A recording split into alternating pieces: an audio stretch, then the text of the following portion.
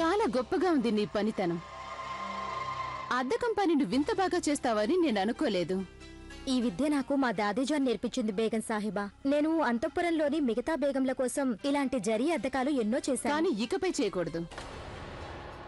ఏదైనా వస్తువు నాకు నచ్చిందంటే అది కేవలం నా ఒక్కదానికే చెందాలని నా కోరిక. హుజూర్, నేను ముందుగా మీ దగ్గరికే వద్దామనుకున్నాను.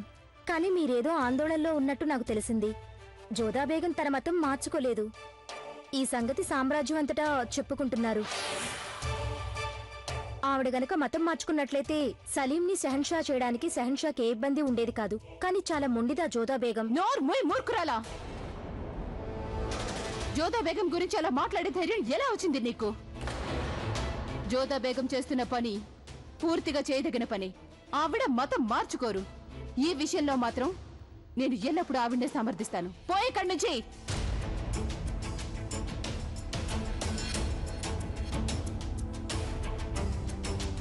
నాకు అసలు అర్థం కావడం లేదు హుజూర్.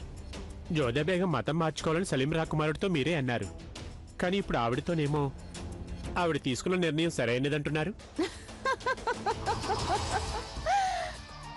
దీన్ని రాజకీయం అంటారా మూర్ఖుడా?